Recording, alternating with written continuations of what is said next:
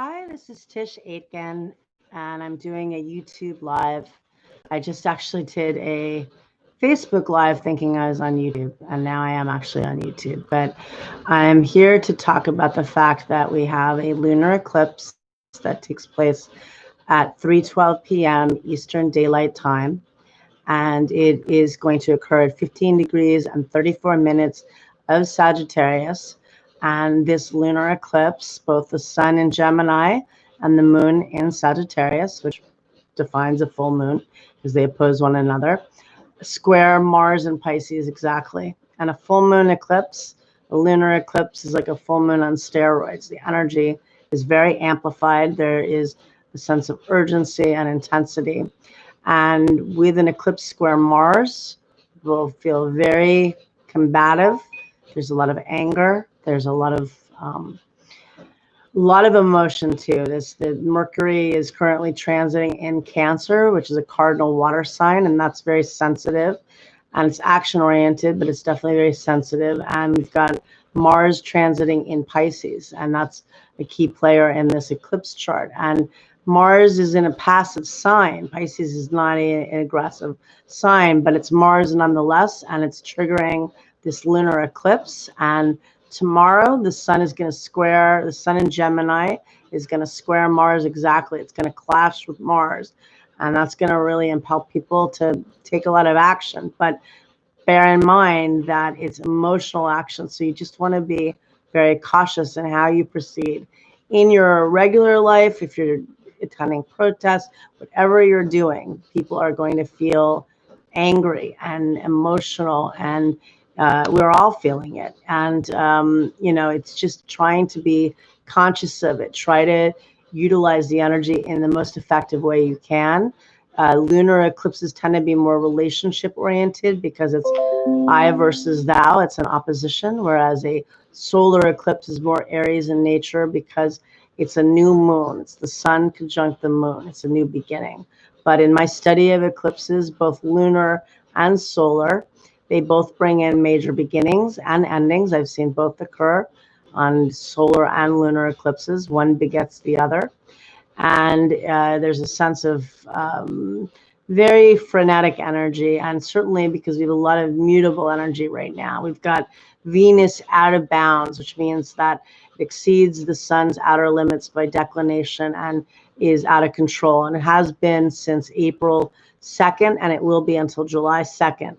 Venus is also retrograde in Gemini, the duality, the brilliance and communication and returning to certain things. But Venus is, when she was stationed retrograde on the 13th of May, squared Neptune, which is confusion, which is pain, which is deception on the lower form. On the higher form, very spiritual, very creative.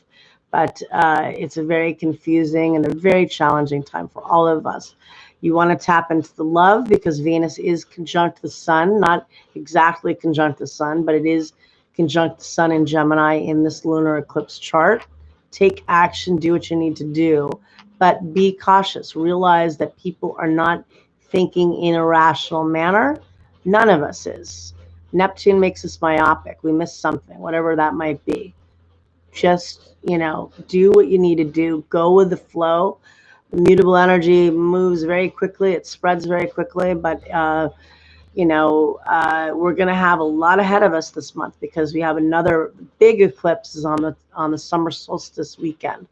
And that's when we have a total solar eclipse, only within a degree of the north node of fate. Big deal. And at the world axis, meaning everybody gets impacted, whether or not they have planets in that sign or in that area. Well, everybody has the sign Cancer somewhere in their chart. But regardless of whether you have planets in cardinal signs or at that degree, you're going to feel it. The whole world will feel it. And there'll be big news stories. And we're feeling the buildup of all of these eclipses because we are officially in eclipse season. And we have a third eclipse on July 5th, the day after the 4th of July. Not everybody watching this is in the U.S., but that is the U.S. the birthday of the United States. Well, that's a big deal too, because whenever you have an eclipse by your birthday, a lot happens. It's an eventful time. So that's occurring too. And generally, we have two eclipses every 6 months. Now we have 3. Adds more intensity.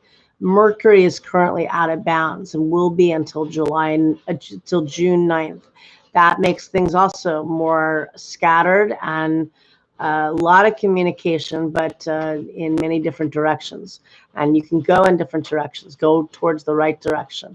I apologize that I can't read the comments right now, but I will definitely look after. And given this energy, I probably would get scattered if I did look, but at the second. But it is intense. And, we have Mercury is going to retrograde in Cancer on June 18th. And it'll retrograde at 14 degrees of Cancer, which also is close to the U.S. sun, because the U.S. sun is 12 degrees of Cancer. And again, I'm not just focusing on the U.S. because I think we do that a lot. The whole world, that is something to recognize. And then Mercury will station direct at 5 degrees of Cancer on July 12th. So we're going to have Mercury retrograde in the middle of the month, and it's getting close to its shadow, meaning the degree at which it stations. Maybe it is cleared its shadow, entered its shadow. I'm all over, but use this energy in the most effective way you're able to do. We have a lot of planets retrograde, including Venus, which is the planet of love and what you value and how you earn money, how you create. Very creative planet, obviously. It's in review until the end of June, and it stations direct at 5 degrees of Gemini. And Venus retrogrades once every year and a half, and it retrogrades in Gemini once every 8 years. So it's not that frequent. What do you want to do with that? You're reviewing how you evolve with Pluto retrograde, how you expand with Jupiter retrograde, how you achieve your goals with Saturn retrograde.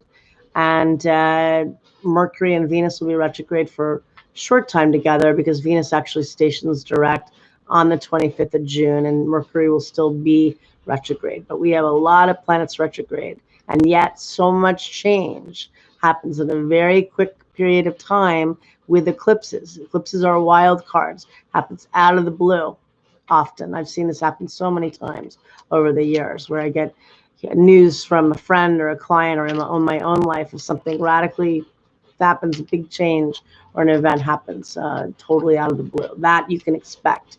A lot of frenzied energy. You can expect that.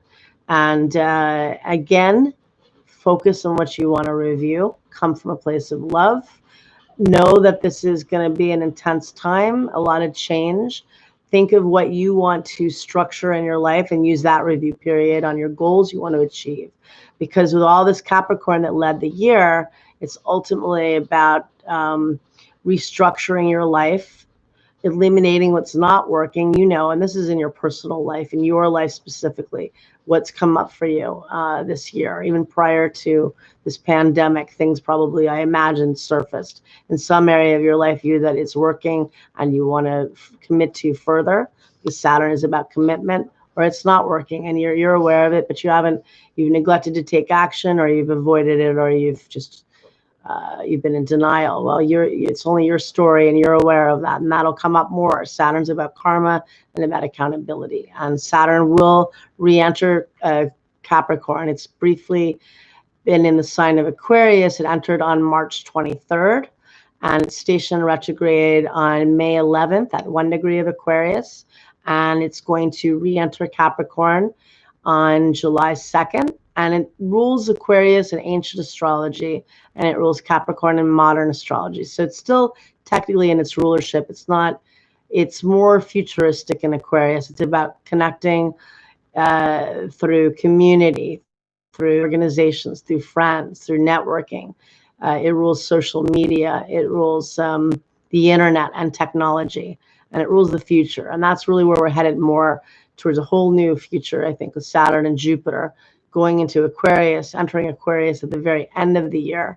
On the winter solstice, they'll come together and meet up at 0 degrees of Aquarius, what's known as a great cycle that happens every 20 years. That's a new beginning, and that's structuring a vision of the future and about really accelerating technology and a lot of growth in how we do business, because the world is permanently changed. That is for sure. It doesn't mean that we won't return to certain things. It doesn't mean that everything has changed, but there is a lot of change, and some things have permanently changed, undoubtedly. But Saturn in Aquarius enables us to really move in a very quick manner to recreate ourselves, reinvent ourselves. Aquarius is about invention. The last time Saturn was in Aquarius was 91 to 94, and that was a huge technological surge. You will see the same thing happen.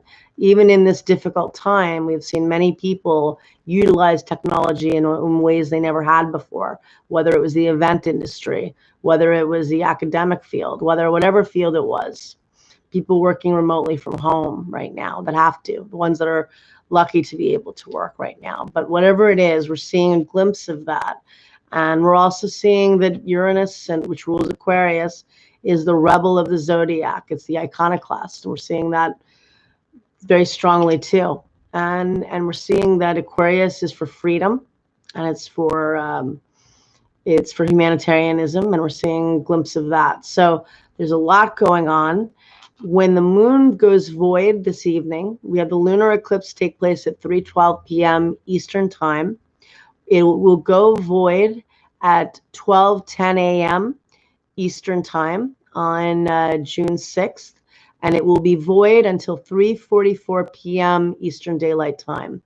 Convert it to your time zone. So that means that tomorrow the moon is void, depending on where you are, for a good amount of the day. At Eastern time, it's void up until the late afternoon. So it's square Neptune, fogging your vision, fogging all of our vision, and making things very confusing. Could be a lot of deception and confusion, a lot of confusion. Be very careful if you're out there doing protests or whatever you're doing. Even if you're going out back, doing some kind of, I know some areas are starting to,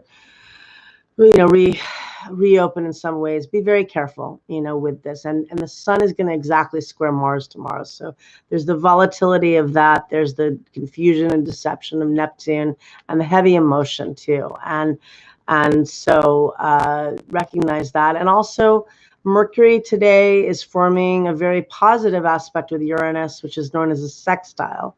And that's an aspect of opportunity that's excellent for networking, for brainstorming, for writing, for communication. That's an excellent way to channel the energy, and you can network that way. And